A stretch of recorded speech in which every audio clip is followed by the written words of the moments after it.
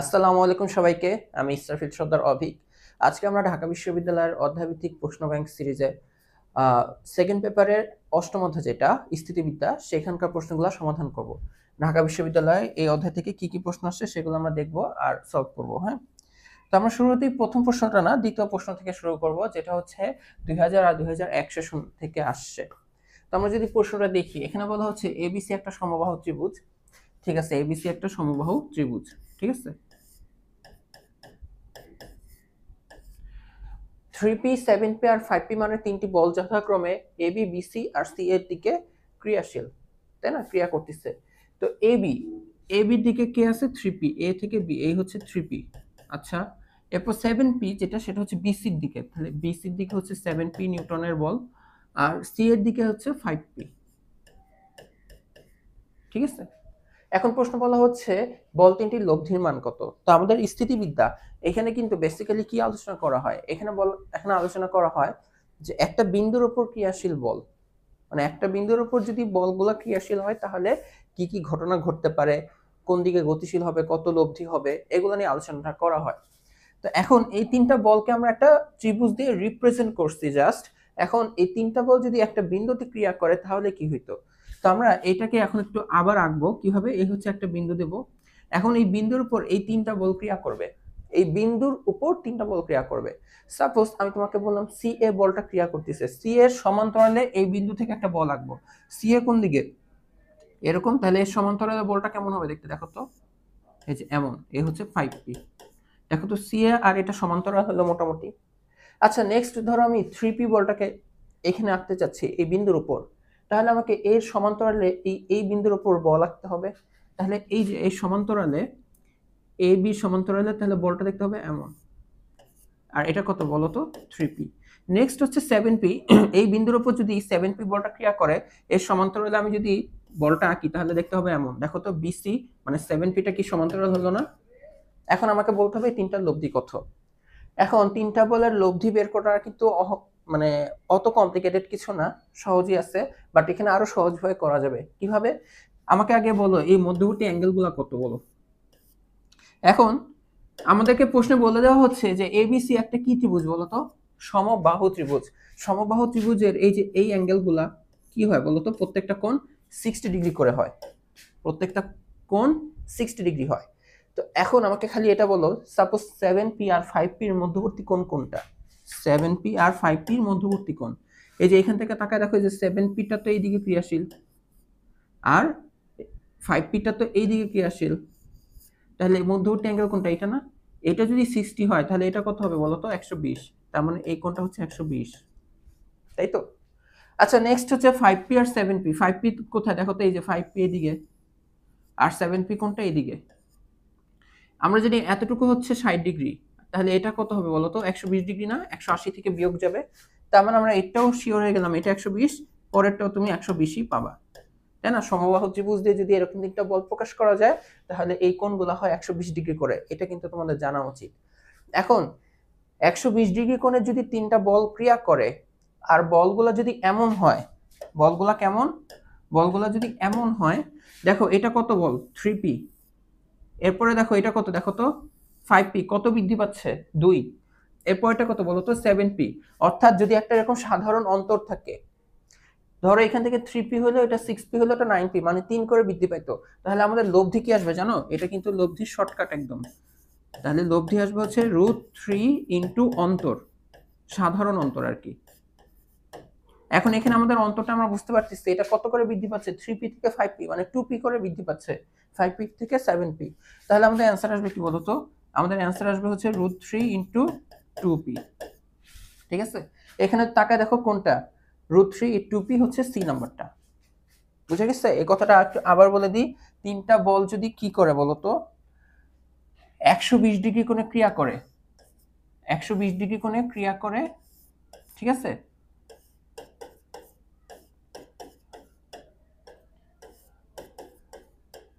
Suppose হচ্ছে এইটা হচ্ছে কথার কথা আমি লিখলাম হচ্ছে 10 নিউটন, এটা হচ্ছে ধরো 15 নিউটন, আর এটা হচ্ছে 20 নিউটন। তাহলে এই তিনটা বলে লব্ধি কত আসবে? দেখো কত করে বৃদ্ধি পাচ্ছে, সাধারণ অন্তর কত? সাধারণ অন্তরটা দেখো, এটা 10, 15, 20 মানে 5। তাহলে এটা লব্ধি আসবে হচ্ছে √3 ইন্টু 5 এত নিউটন, এটা হচ্ছে লব্ধি। বুঝতে পারছো? আচ্ছা, পরেরটা দেখো, আমাদের 2 নম্বর প্রশ্ন 1-2 সেশনের, 2 না 3 নম্বর প্রশ্ন 1-2 সেশনের। এখানে বলা হচ্ছে 3 নিউটন আর 5 নিউটন মানে দুইটা বল পরস্পর লম্বভাবে ক্রিয়া করে। ঠিক আছে, 3 নিউটন আর 5 নিউটন বল কিভাবে ক্রিয়া করে? লম্বভাবে ক্রিয়া করে। তাদের লব্ধির মান কত? দেখো লব্ধি এটা কোনো ব্যাপার হলো?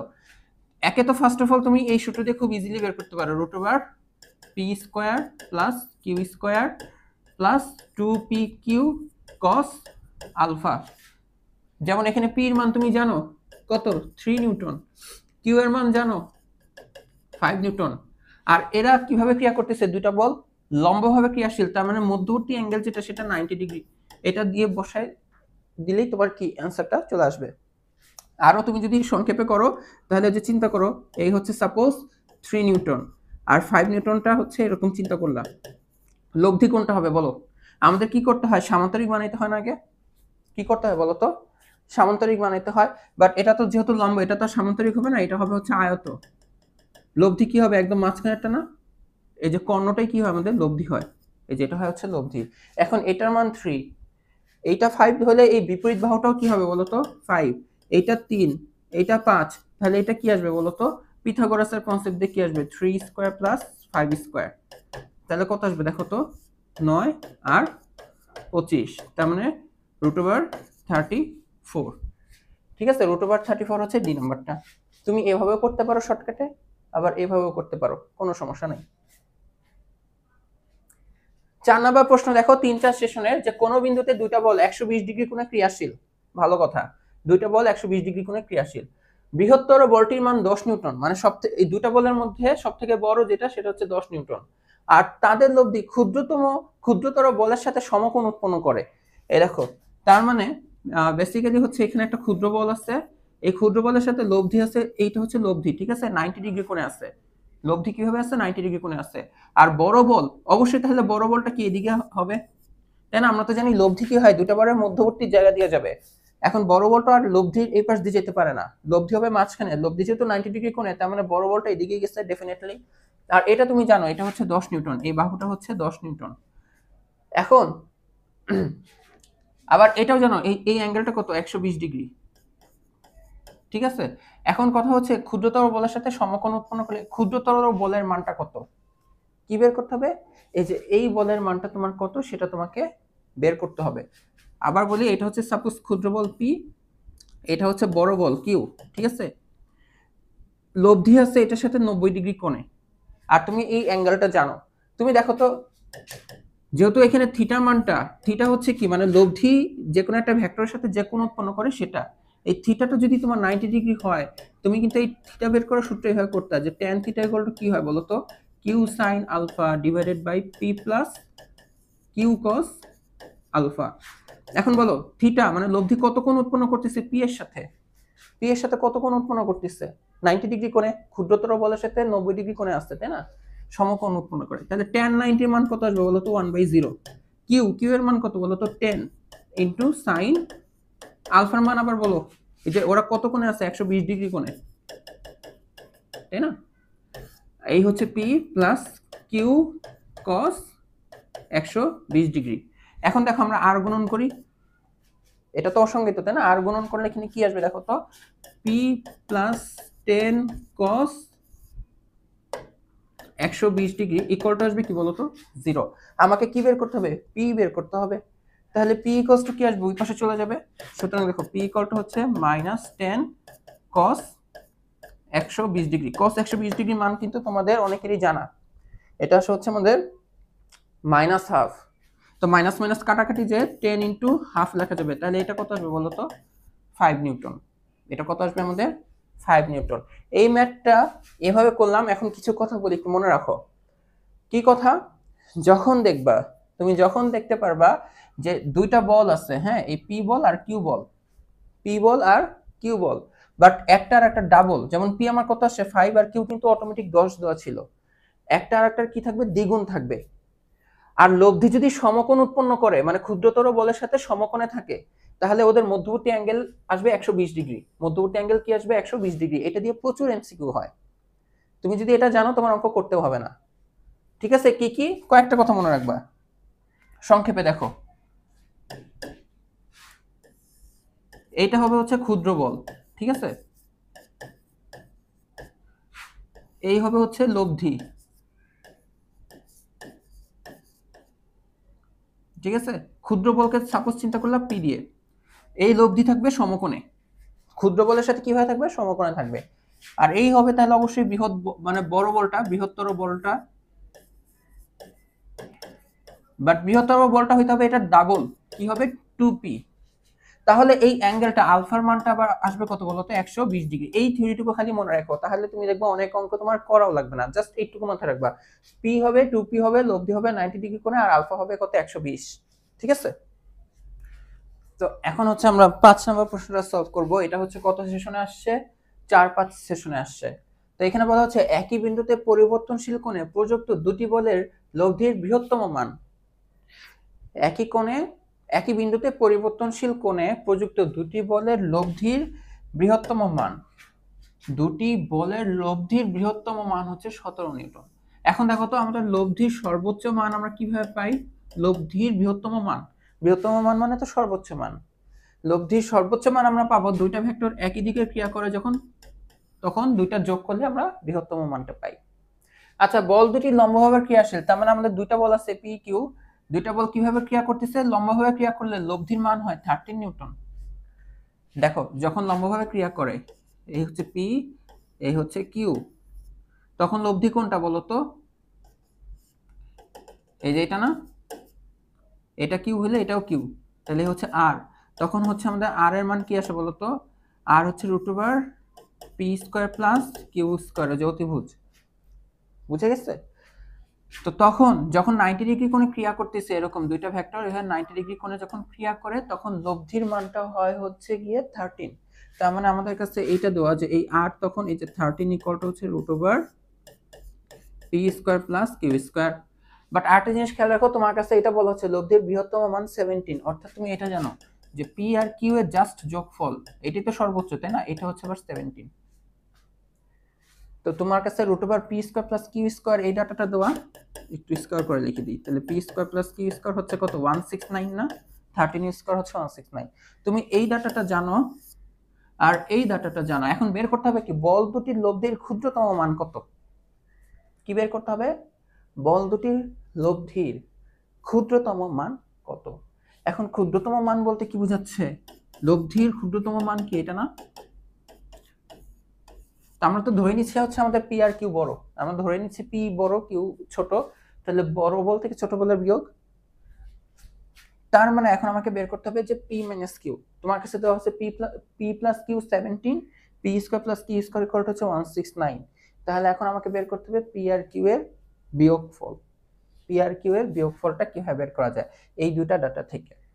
তো আমরা তাহলে সিম্পল ভাবে কি করতে পারি বলো, আমাদের যেহেতু বিয়োগফল লাগবে, আমরা এটা দেখি তো এই ফর্মুলাটা মনে পড়ে বিয়োগফলের, দেখো তো অনুসিদ্ধান্ত, এটা লেখা যাবে P plus Q whole square, দেখো তো a minus B whole square কি লেখা যাবে, দেখো তো a plus B whole square minus 4ab না, মাইনাস 4ab, এটা দিয়ে এভাবে লেখা যায় কিনা। এখন দেখো p প্লাস কিউ হোল স্কয়ারটা কিন্তু আমরা জানি, p প্লাস কিউটা জানি 17, এখন p কিউ এরটা কিভাবে বের করতে হবে, p কিউ ডাটাটা আমরা দুইটা গুণফলটা জানি না, আবার এটার দিকে একটু তাকাও তো, এটা কিভাবে লেখা যায়, a square plus b square কি লেখা যায়, দেখো তো a plus B whole square minus 2p Q, এভাবে লেখা যায় না, ইকুয়াল টু হচ্ছে 169। এখন p plus Q whole square মানে কি 17,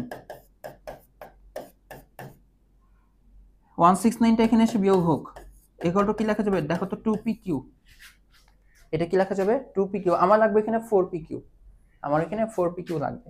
আচ্ছা এখন দেখো তো 17 এর স্কয়ার কত হয়, 17 স্কয়ার করলে কত হয়, দেখো তো 7 7 49, হাতে আছে 4, 7 1 7 11, তারপর হচ্ছে 7 1 9 8 2 2 8 9, 289 মাইনাস 169 ইকুয়াল টু হচ্ছে 2p কিউ।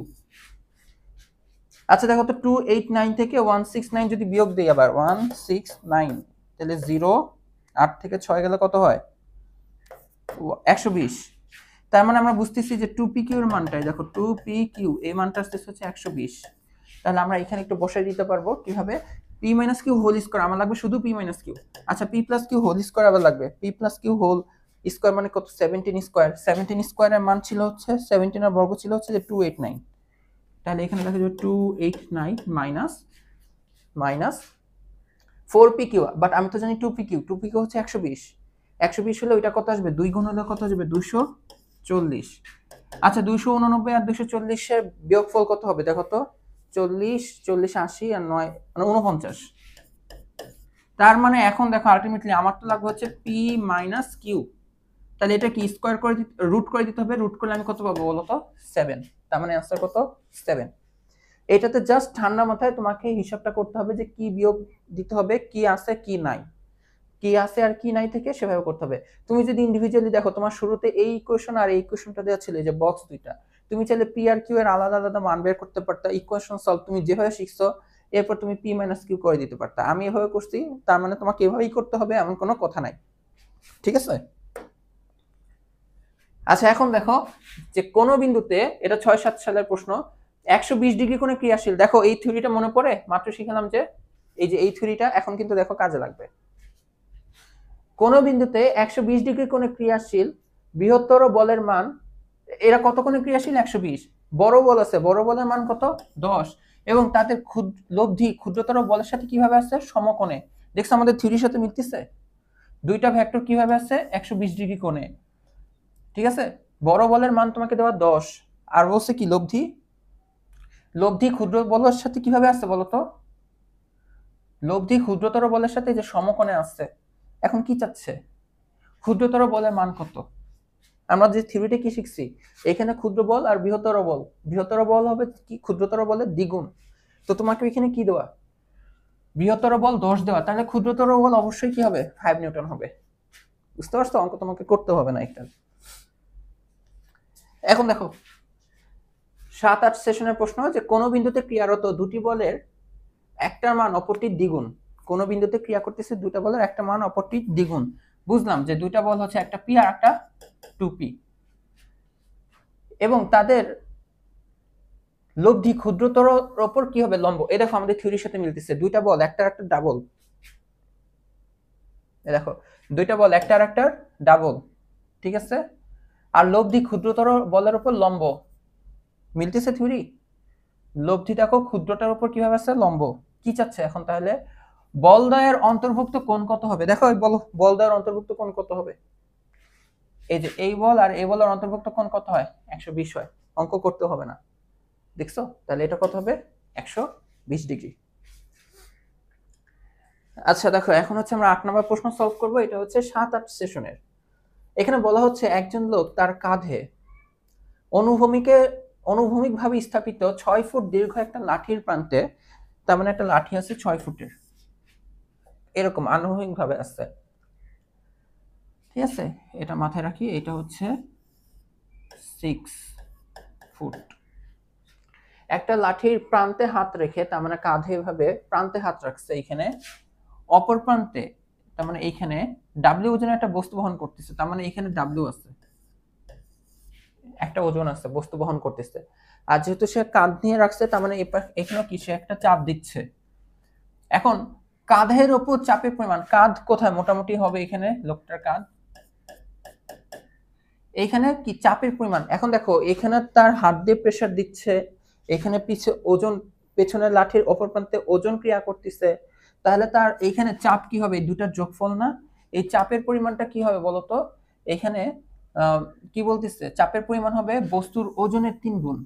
বস্তুর ওজন কোনটা ছিল, এই যে ডাব্লিউ না, এই যে ডাব্লিউ ওজন বস্তুর ওজনের 3 গুণ, তার মানে এই যে এইদিকে কত ওজন ক্রিয়া করতেছে, এইখানে কত বল ক্রিয়া করতেছে এই ওজনের 3 গুণ। আর লোকটার কাঁধও কি অপর মানে উপরের দিকে একটা বল দিচ্ছে, এই বলটা আর এইটা কি হয় সেম, মানে যে এইটা, তাই না। তার মানে দেখো এই বল আর এই বলের ফলাফলটা হচ্ছে 3w, এটা w এটা 3w, প্রশ্নে বলে দিচ্ছে এখানে কত বল প্রযুক্ত হচ্ছে, মানে অনুভব হচ্ছে ওজনের 3 গুণ। তার মানে এখন খেয়াল রাখো এটা w, এটা 3w হলে এটা ডেফিনেটলি 2w, তাই না? কারণ সদৃশ, দুইটা বল যদি সদৃশ হয় তাহলে তাদের লব্ধি কি হয়? এটা তো লব্ধি, তাই না? লব্ধি কি হবে? দুইটার যোগফল। বুঝে গেছে? এই বল দুইটা সদৃশ বল, লব্ধি কি হবে? এই দুইটার যোগফল। এটা ডাব্লিউ আর এটা 3W হলে এটা অবশ্যই 2W, মানে লোকটা হাতে কত চাপ দিচ্ছে? 2W। তো এখন কথা হচ্ছে যে কাঁধ হতে হাতের দূরত্ব কত? তো আমরা ধরে নিলাম যে দেখো এটা কাঁধ ছিল, এটা ছিল হাত, তাই না? এই দূরত্বটা হচ্ছে x। তাহলে এখন আমাকে বলো এই দূরত্বটুকু কত হবে? 6 - 6 না টোটাল? তো এখন তোমাকে এই x এর মানটা বের করতে হবে। তো আমরা কি করতে পারি? এই যে এই বল আর প্রয়োগ বিন্দু কোথায়? এখানে এই বল থেকে এটা দূরত্ব x, তার মানে 2W * x ইকুয়াল টু, আর এই বল কোথায়? কত? W। আর এই প্রয়োগ বিন্দু থেকে দূরত্ব হচ্ছে 6 - x, অর্থাৎ W * 6 - x। দেখো W টা কি যাবে? কাটাকাটি যাবে, তার মানে 2x ইকুয়াল টু হচ্ছে 6 - x, এই পাশে আসলে হয়ে যাবে 3x ইকুয়াল টু হচ্ছে 6, তার মানে x এর মান কত আসবে বলো তো? 2। এই হচ্ছে 2 ফিট। আচ্ছা দেখো 8-9 সেশনের একটা প্রশ্ন, যে একটা বিন্দুতে ক্রিয়াশীল র এর জায়গায় ল হবে p নিউটন আর 12 নিউটন, মানে দুটি বলের লব্ধি 36 নিউটন।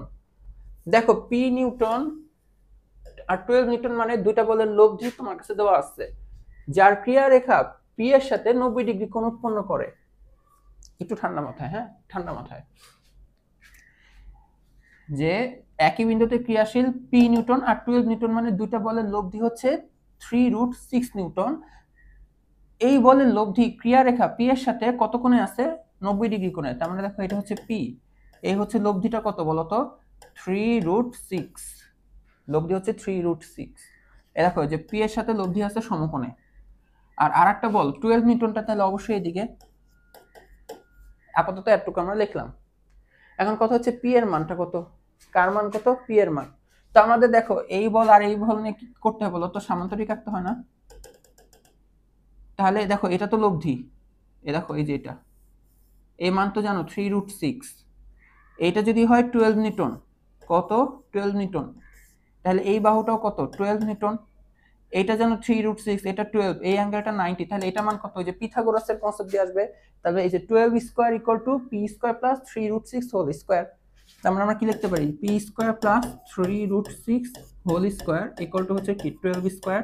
আমার তো লাগবে p স্কয়ার, তাই না? তাহলে p স্কয়ার ইকুয়াল টু লেখা যাবে 12 স্কয়ার করলে কত আসবে? 144 মাইনাস এটার 3 স্কয়ার করলে হবে হচ্ছে 9, আর 9 আর এটা হবে 6, 9 6 9 কত বলো তো? 54। 94 আর 54 মিলিয়ে তো এটা হয়, হ্যাঁ 90 আছে, সরি 90, 94 না 90। 90 আর 54 যোগ করলে কত হবে? 144, হ্যাঁ ঠিক আছে। তাহলে এটা আমার কি আসবে? p এর মান কি আসবে? √90, √90। আচ্ছা দেখো এখানে কিন্তু কোথাও √90 এর ভ্যালুটা আসতেছে না। √90 ভ্যালু আসবে কত? আমার 9 পয়েন্ট সামথিং এরকম আসবে, বাট এখানে এই আনসারটাকেই তোমাদের সিলেক্ট করা হয়েছিল, বুঝছো? 9, যদিও 9 নং কত হয়? 81, এখানে তো 90 আসে, বাট কাছাকাছি অ্যান্সারের মধ্যে এটাই পড়ে, আর কোনটা কিন্তু পড়ে না। বুঝতে পারছো? অপশনের মধ্যে কাটা কাটাই এই অ্যান্সারটা দেওয়া ছিল না। তো এরকম আসলে পরীক্ষা কি করবা? যে কাছাকাছি অ্যান্সারটা দাগাই দিতে পারো, আর খুব বেশি সমস্যা হলে না দাগালেও চলবে এগুলা, ঠিক আছে? আচ্ছা এখন দেখো কোন বিন্দুতে 60 ডিগ্রি কোণে ক্রিয়ারত দুটি সমান বলকে, দুইটা সমান বল p বল আর p বল কিভাবে ক্রিয়া করতেছে? 60 ডিগ্রি কোণে ক্রিয়াশীল বলকে একই বিন্দুতে ক্রিয়ারত 9 বলের সাহায্যে 9 নিউটন বলের সাহায্যে ভারসাম্য রাখলে। আচ্ছা এখন দেখো তার মানে তিনটা বল আছে, এই হচ্ছে p বল, আর 60 ডিগ্রি কোণে আরেকটা বল আছে হচ্ছে কি বল? p বল। তো অবশ্যই এদের কি আছে বলো তো? একটা লব্ধি আছে না? লব্ধি, দুইটা বল ক্রিয়া করলে একটা লব্ধি তো হবে। বিন্দু, একটা বিন্দুতে দুটো বল যদি ক্রিয়া করে তাহলে বিন্দুটা কোনো না কোনো দিকে গতিশীল হবে। আমরা জানি একদম মাঝখান দিয়ে যাওয়ার কথা, দুইটা সমান বল হলে মাঝখান দিয়ে যায়, তাই তো? এই অ্যাঙ্গেলটা হচ্ছে 60। এখন কথা হচ্ছে 9 নিউটন বলের সাহায্যে ভারসাম্য রাখছো। ভারসাম্য কখন থাকবে বিন্দুতে? যখন লব্ধির অপর দিকে কি থাকবে বলো তো? আরেকটা বল থাকবে, এই হচ্ছে 9 নিউটন, ঠিক আছে? তার মানে লব্ধির সমান বা বিপরীত দিকে একটা বল। তার মানে দেখো এই বলটা যদি ক্রিয়া করে তাহলেই হচ্ছে কি হবে বলতো? এই বস্তুটা কোথাও মুভ করবে না। আমি আরেকটু ক্লিয়ার করে রাখি, ধরো এখানে একটা বস্তু আছে, এই বস্তুটা এদিকে গতিশীল, এখন হুট করে বস্তুটা গতিশীল হচ্ছে না, কারণ হচ্ছে কি বিপরীত দিকে আমি আরেকটা বল সমান মানের এই বল যা যা এই বল তা সমান মানের একটা বল দিয়ে রাখছে, এই কারণে গতিশীল হচ্ছে না, তখন এটাকে আমরা বলি ভারসাম্যে আছে। এখন দেখো পি আর পি দুটা বলের কারণে এদিকে একটা লব্ধি থাকার কথা, প্রশ্ন বলতেছে যে না 9 নিউটন বলের সাহায্যে তুমি ভারসাম্য রাখছো, তার মানে ঠিক অপোজিটে, ঠিক লব্ধি ঠিক অপোজিটে তুমি কি করছো বলতো, এদিকে লব্ধি হওয়ার কথা, অপোজিটে একটা বল দিয়ে দিচ্ছ, এই কারণে ভারসাম্য আসতেছে। তার মানে ইনডিরেক্টলি লব্ধির মান আর এর মান আসলে কত বলতো, 9 নিউটন। ঠিক আছে, এখন কথা হচ্ছে সমান বলদ্বয়ের প্রতিটির মান কত, তার মানে ইনডিরেক্টলি এই 9 নিউটনটাই কি বলতো তোমার লব্ধি। তার মানে আমরা যেহেতু লব্ধি জানি, দুইটা বল জানি, আবার ওরা কত কোণে ক্রিয়াশীল, 60 ডিগ্রি কোণে ক্রিয়াশীল, তাহলে দেখো তো আমরা কি লিখতে পারি, দেখো তো আর স্কয়ার ইকুয়াল টু কি লেখা যায়, P square plus 2 P Q, P Q এর মান তো পি, তার মানে পি স্কয়ার cos 60 ডিগ্রি। এই আর এর মান কত, আর এর মান হচ্ছে 9 স্কয়ার, তো এটা হচ্ছে কি লেখা যাবে 2 পি স্কয়ার, তো এখানে 2 পি স্কয়ার আর 2 পি স্কয়ার তো ছিল, তাহলে কমন নিয়ে লিখতে হবে 1 প্লাস cos 60 এর মান কত বলো তো, cos 60 এর মান হচ্ছে হাফ।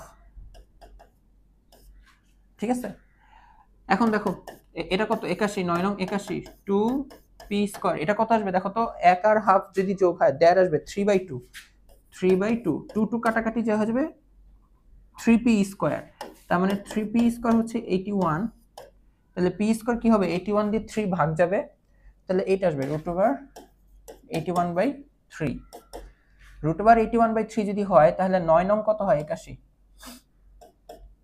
9 নংকে 3 কে আবার আমি এভাবে লিখলাম, দেখো বুঝছো কিনা, 9 নং 81, 9 × 9 আর নিচে 3 × 3, তাহলে এভাবে লিখলাম 3, এই হচ্ছে রুট, তাহলে 3 3 কাটাকাটি যে 9 × 3, আচ্ছা এখন √9 কে আবার লেখা যাবে 3 আর ওইটাকে লেখা যাবে শুধু √3, বুঝতে পারছো, 9 × 3 √ওভার ছিল 9, রুট হয়ে যাবে 3 আর 3 রুট হয়ে তো √3 থাকবে, তার মানে 3 √3 আনসার কোনটা, প্রথমটা।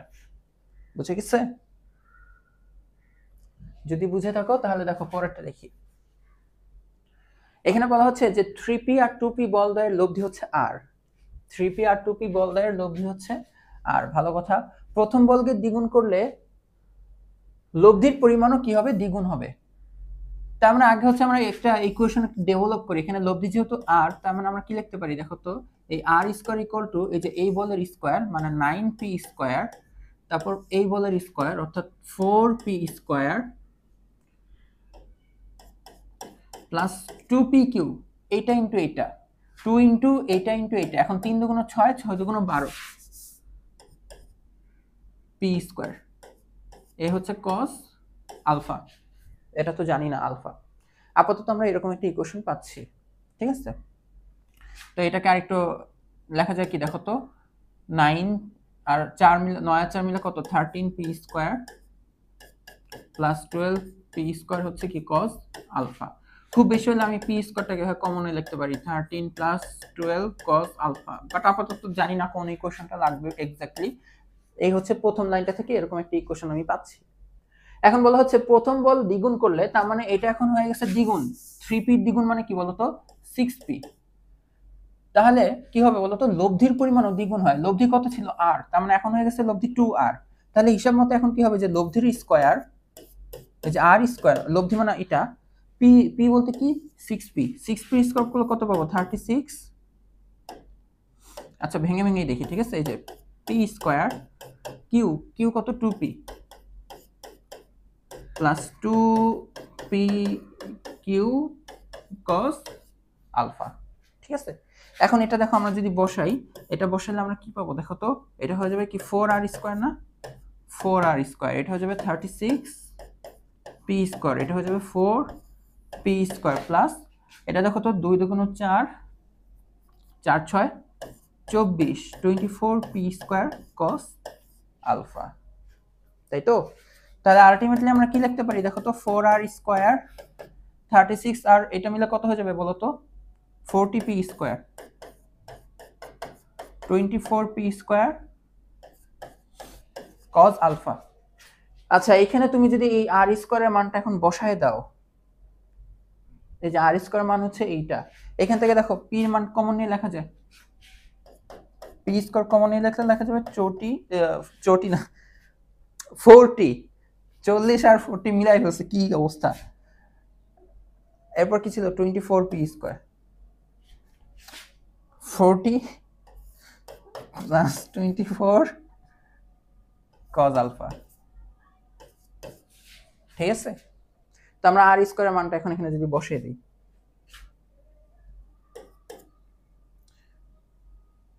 আর স্কয়ার মানটা যেখান থেকে p square 13 plus 12 cos alpha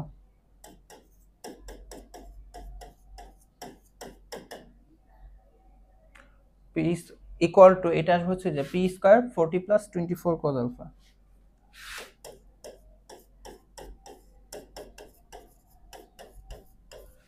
তো এখান থেকে দেখো p স্কয়ারটা কাটাকাটি যায়, এখন 4 দিয়ে যদি গুণ হয়, 4 দিয়ে গুণ হলে 13 দুগুণ 26, 26 দুগুণ 52, তারপর হচ্ছে 12 12 4 হচ্ছে 48, 48 cos আলফা।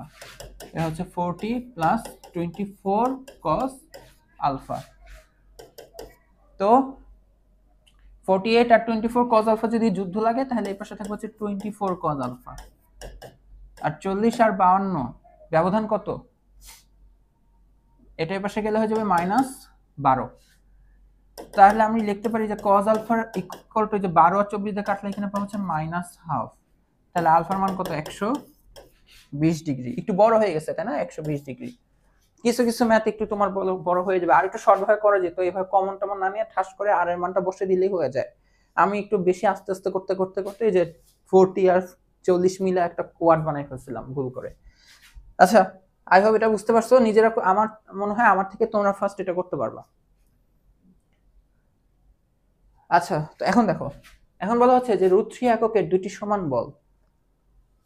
এই যে √3 মানে দুইটি কি বল, সমান বল, মানে দুইটা বলের মানে হচ্ছে √3। ঠিক আছে। আচ্ছা, 120 ডিগ্রি কোণে একটা বিন্দুতে কাজ করে, এদের লব্ধির মান কত বলো? অ্যাঙ্গেলও দিয়ে দিচ্ছে, লব্ধির মান কত আসবে বলো? p স্কয়ার মানে কত, 3, এটার স্কয়ার কত 3, 2, এটা গুণ হয়ে কত আসবে 3 cos 120। তো 3 আর 3 মিলে কত হবে 6, 3 দুগুণ মিলে কত 6, আর 120 ডিগ্রি মান হচ্ছে -1/2। তাহলে 6 এটা দিয়ে কাটলে হয়ে যাবে কত 3, তার মানে आंसर কত বলো তো, √3। এই হচ্ছে লব্ধি। দেখছো, মানে স্থিতিবিদ্যা চ্যাপ্টারটা কিন্তু তোমরা অনেকেই ইন্টারমিডিয়েটে এইচএসসি অবস্থা কিন্তু ভয় পাও, স্থিতিবিদ্যা গতিবিদ্যা। বাট দেখো তো তোমাদের ভেক্টরের কনসেপ্টটা দিয়েই কিন্তু অনেক এমসিকিউ তোমরা সলভ করতে পারতিছো, তাই না? দেখো নেক্সট কোশ্চেন 13 নাম্বার 12-13 সেশনের। পি আর 2পি মান বলের লব্ধি হচ্ছে আর, প্রথম বল দ্বিগুণ করলে লব্ধির পরিমাণও দ্বিগুণ হয়, বলদ্বয়ের অন্তর্গত কোণ কত? এটা দেখো, এটা কোনটা ছিল দেখো তো, একদম রিপিট কোশ্চেন। এই যে যেটা আমি এতক্ষণ বড় করলাম, এই যে 3p আর 2p এর লব্ধি আর, প্রথম বল দ্বিগুণ করলে লব্ধির পরিমাণও দ্বিগুণ হয়, অন্তর্গত কোণ কত? যে 9-10 আসছে, সেম কোশ্চেন, সেম একদম। 3p আর 2p, এটা হচ্ছে আর, বল কি করা হবে, প্রথমটাকে দ্বিগুণ করলে লব্ধির পরিমাণও দ্বিগুণ হয়, বল দ্বারা অন্তর্ভুক্ত কোণ কত? 120 ডিগ্রি। বুঝতে পারছো, একদম রিপিট কোশ্চেন। আচ্ছা, এটা দেখো, এটা খুবই মজার একটা অঙ্ক, যে এখানে বলা হচ্ছে যে কোন বিন্দুতে পি আর 2পি মানে দুইটা বল ক্রিয়াশীল। ভালো কথা। এখন প্রথম বলটিকে দ্বিগুণ করে দ্বিতীয়টির মান 8 একক বৃদ্ধি করলে লব্ধির দিক অপরিবর্তিত থাকে। তার মানে আমরা যদি চিন্তা করি, এখানে পি আর 2পি আছে, ঠিক আছে, এই হচ্ছে পি আর এই হচ্ছে 2পি। এখন এদের কি আছে বলতো, একটা লব্ধি আছে না? কি হয়, যে এরকম সামান্তরিক চিন্তা করা লাগে, এই হচ্ছে 2p, এই হচ্ছে p, এই হচ্ছে কি লব্ধি, তাই তো? আর এটা বের করার কোনো ব্যাপার না, আমাদের অ্যাঙ্গেল জানতে হবে, তাহলে লব্ধির মান বের হয়। অ্যাঙ্গেল জানি না, আচ্ছা দরকার নাই। এখন বলা হচ্ছে প্রথম বলটাকে দ্বিগুণ করা হবে, তার মানে p এখন কত হয়ে যাবে বলো তো?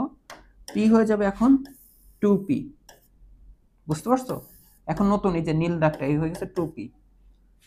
আর দ্বিতীয় বলের মান 8 একক বৃদ্ধি করা হবে। দ্বিতীয় বল ছিল 2p, 2p থেকে 8 একক বৃদ্ধি হয়ে নতুন বল এখন আসবে এরকম।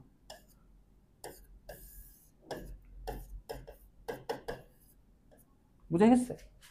এখন নীল দাগের আবার নতুন করে ভেক্টর আসতেছে, বৃদ্ধি করলে লব্ধির দিক অপরিবর্তিত থাকে। তার মানে লব্ধির দিক অপরিবর্তিত থাকে বলতে বোঝানো হচ্ছে, আগে এই গ্রিন রেখা বরাবরটা লব্ধি ছিল, এখন লব্ধি এখানেই আছে, লব্ধি এই বরাবরই জাস্ট আর কি এরকম হয়ে গেছে, মান চেঞ্জ হয়েছে, লব্ধির মান চেঞ্জ হয়েছে, বাট দিকটা চেঞ্জ হয় নাই।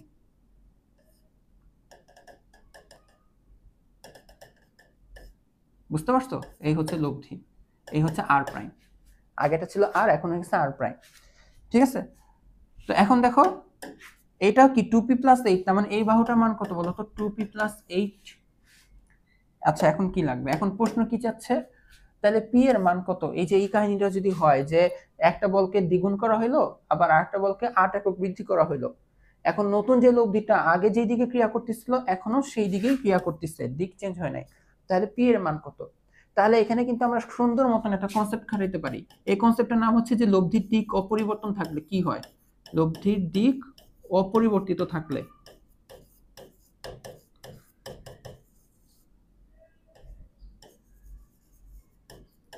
তাহলে কি হবে জানো, সদৃশকোণী ত্রিভুজ,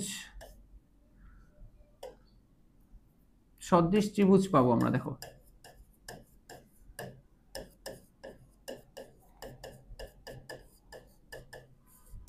এই কথাটা কেন বললাম, এটা দেখো সদৃশ ত্রিভুজের কনসেপ্ট অনুসারে, এই যে দেখো যে গ্রিন রেখাটার দিকে তাকাও, এই যে গ্রিন, এই যে এটা একটা ত্রিভুজ, আর এই নীল কালারের ত্রিভুজটার দিকে তাকাও, এই দুইটা ত্রিভুজ কিন্তু দুইটা সদৃশ ত্রিভুজ, জাস্ট একটা ছোট একটা বড়।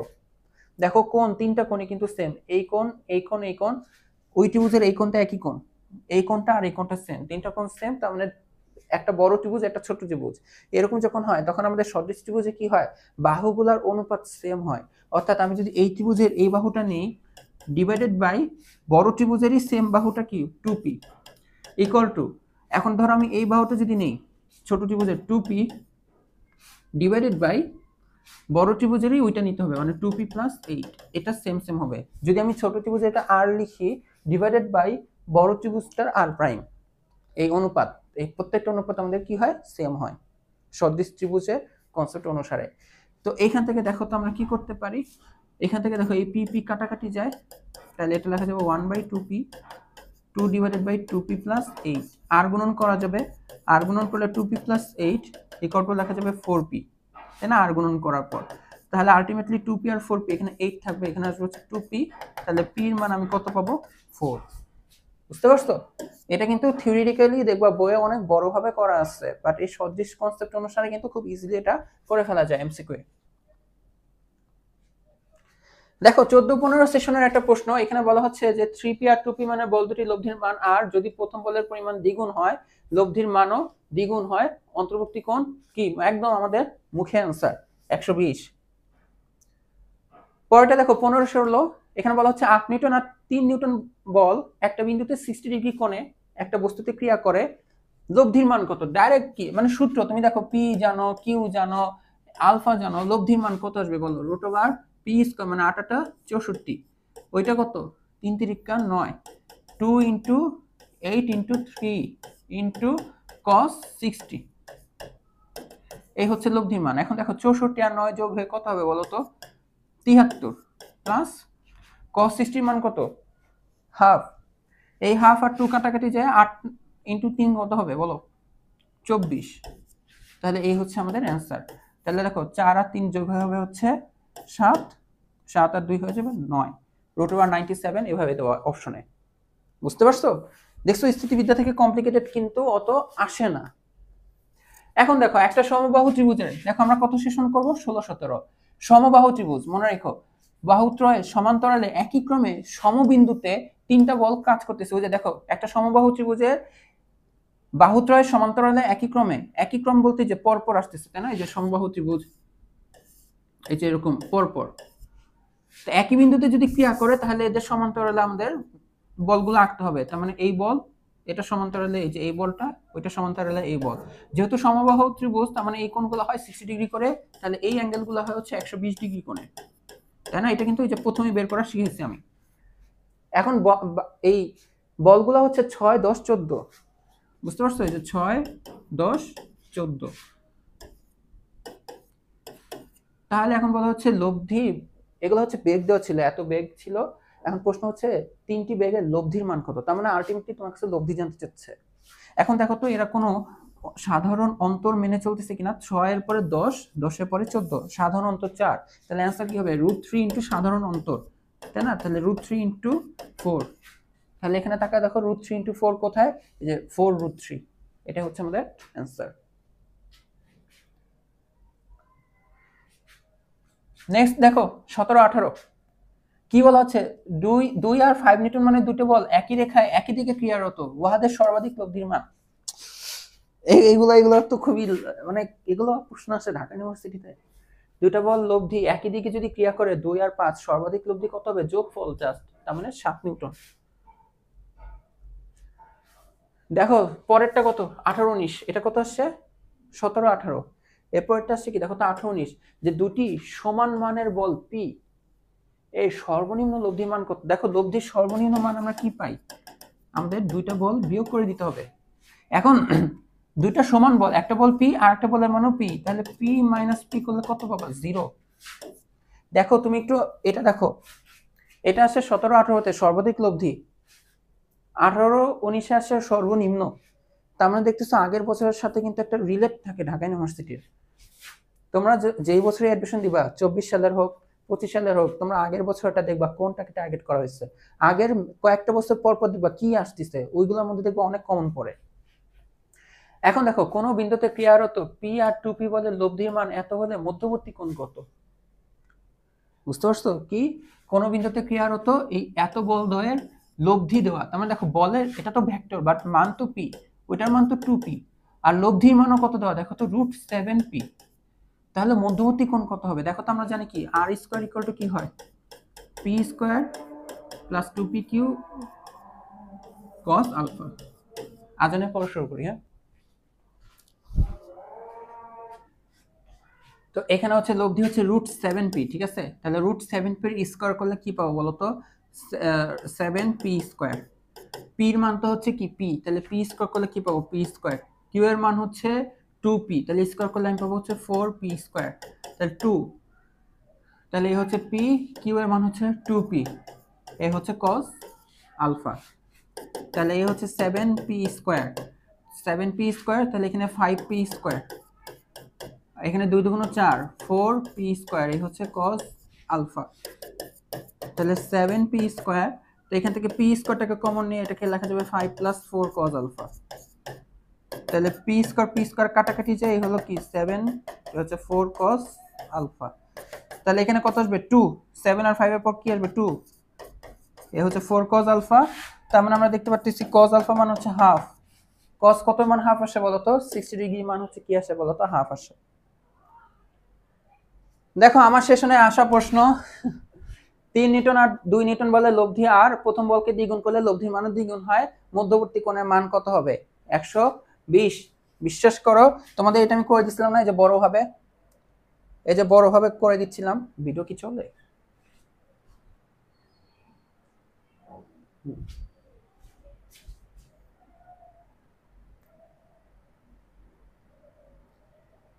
এই যে বড় ভাবে করে আলটিমেটলি কি বের করছিলাম 120 না। আমার টাইমেও যখন ঢাকা ইউনিভার্সিটিতে প্রশ্নটা আসছিল, হ্যাঁ কোথায় গেল, আমিও 20 নিজের উপর ট্রাস্ট ইস্যু ছিল, 120 আমার মাথায় জানতো অ্যান্সার 120 হবে, বাট আমার ট্রাস্ট ছিল না, আমি তারপর আবার বড়ভাবে করে তারপর করছি, এটা আমার টাইম কিল হয়েছে, কারণ আমি আসলে কনফিউজ ছিলাম, মানে ওই এতবার আবার দেখে গেছিলাম না কোশ্চেন ব্যাংকটা, কারণ আমাদের ঢাকা ইউনিভার্সিটির পরবর্তীতে ছিল হচ্ছে বুয়েটের প্রিলি পরীক্ষা, তো আমি বুয়েট প্রিলির জন্য বেশি ফোকাস ছিলাম, ওইখানে ক্যালকুলেটর এলো হ্যান, তো ঢাকা ইউনিভার্সিটির কোশ্চেন ব্যাংক কত বেশি সলভ করে গেছিলাম না, বুঝতে পারছো। তো এখানে আসলে আমার চেনা চেনা লাগতেছিল অঙ্কটা, বাট আমি নিজের উপর ট্রাস্ট করি না, আবার অঙ্কটা করছি, টাইম কিল হয়েছে। যাই হোক, টাইম কিলের জন্য অনেক আফসোস করি এখন।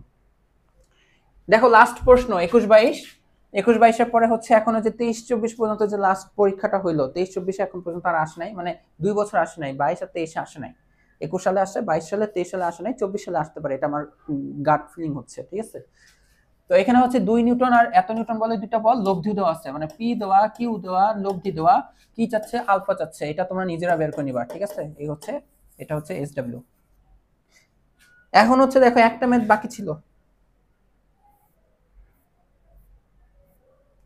একদম প্রথম একটা ম্যাথ, দেখো একদম, দেখো এতগুলো ম্যাথ যে সলভ করলাম, কোনোটাতে আমার ক্যালকুলেটর দরকার হচ্ছে, হয় নাই, মুখে হিসাব করছি, কিছু জায়গায় বর্গ চলে আসছিল, বর্গ মুখস্থ ছিল না, রাফে বের করে আবার কাজ করছি। এখন এই ম্যাথটা দেখো, একদম প্রথম ম্যাথ।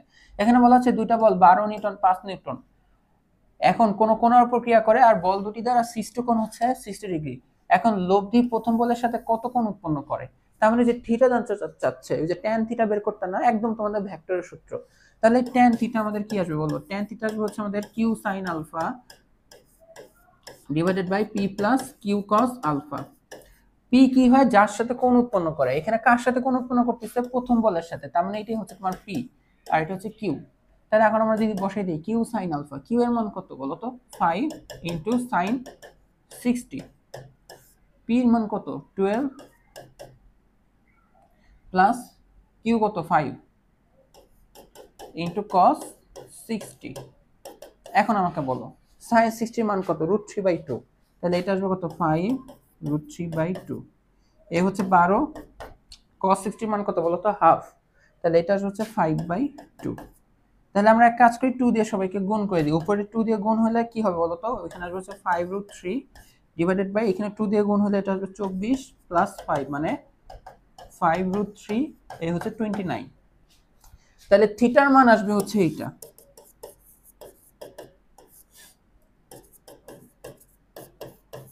বুঝতে পারছো? থিটার মান আসবে হচ্ছে এমন। এখন এইটা কিন্তু তোমরা ক্যালকুলেটর ছাড়া কিন্তু অনেকে এক্স্যাক্টলি অ্যান্সার বের করতে পারবা না। পারবা? এক্স্যাক্টলি অ্যান্সারটা বের করতে পারবা? পারবা না। তখন আমাদের কিছু প্রেডিকশন করতে হয় কি হইতে পারে। যেমন প্রেডিকশনগুলো এরকম হয় যে tan 0 ডিগ্রি মান কত হয় বলো তো? tan 0 ডিগ্রি মান 0। তারপর tan 30 ডিগ্রি মান কত হয় বলো তো? 1/√3। তারপর tan 45 ডিগ্রি মান কত হয় বলো তো? 1 হয়। ঠিক আছে? এখন 5√3 মান কত আসবে? 1.7 এর মতন এরকম, তাই না? 1.7 আর 5 যদি গুণ হয় তাহলে হচ্ছে যে 5 পয়েন্ট সামথিং আসবে, ডিভাইডেড বাই 29 করলে এটা একের কম আসবে অ্যান্সারটা। এখন একের কম হইলে তোমার অ্যান্সার কিন্তু অনেকটাই 16 হইতে পারে, 11 হইতে পারে, 20 হইতে পারে। 88 হবে না, কারণ এটা 45 ক্রস করে যাচ্ছে। ঠিক আছে? তখন এই প্রেডিকশন কিন্তু করাটা টাফ হয়ে যায় এক্স্যাক্টলি, কারণ এখানে ক্লোজ মান আছে, 11 আছে, 16 আছে, তুমি তো এগুলো মুখস্থ রাখো নাই। এরকম যখনই অ্যারাইজ করবে তুমি পরীক্ষা ওই জায়গাটা স্টপ করে পরেরটাতে যাও। তোমার যদি অঙ্ক করা শেষ হয়ে যায় সব, তারপর তোমার কাছে টাইম যদি থাকে যে না এখন তুমি যেগুলো স্কিপ করে গেছিলে ওইগুলো সব, ওইখানে তুমি এসে চিন্তা করো, খুব বেশি যদি মনে হয় তাহলে তুমি দাগায়ও, বাট এগুলো আসলে অত রিস্ক নিও না। ঠিক আছে? যখনই তুমি বুঝবে এটা তোমার ক্যালকুলেটর হচ্ছে না, তোমার আরো অন্যান্য ম্যাথ আছে, তুমি ওইগুলোতে বেশি ফোকাস করো। ঠিক আছে? আমি একটা জেনারেল স্টুডেন্টের কথা বলতেছি, জেনারেল স্টুডেন্ট, খুব বেশি মেধাবী স্টুডেন্টের কথা বলতেছি না যে এটা খুব বের করে নিতে পারবে। নর্মালি এগুলো কিন্তু আমরা বের করতে পারি না। ঠিক আছে? তো এইগুলাতে টাইম তখন কি না করে পরেরটাতে চলে যাও যখনই বুঝবা এরকম কোনো কিছু অ্যারাইজ করতেছে। আর যদি দেখো ডিফারেন্স গুলো খুব বেশি বেশি, ঠিক আছে, এই হচ্ছে ধরো অ্যান্সার 11 পরে দেওয়া ছিল হচ্ছে 46, তখন তুমি 20-16 এগুলো ছিল না, তাহলে তুমি 11 দাগাই দিতে পারো। বুঝতে পারছো? বাট এগুলার রিস্ক নিবা খুব কম। ধরো 60 MCQ এর মধ্যে তুমি এরকম রিস্ক নিবা 2-3টাতে, সবগুলাতে এই রিস্ক নেওয়া যাবে না। আর এরকম ম্যাথ তোমাদের খুব কমই আসবে, আসলে একটা, তাও গত 2-3 বছরে এরকম ম্যাথ আসে নাই।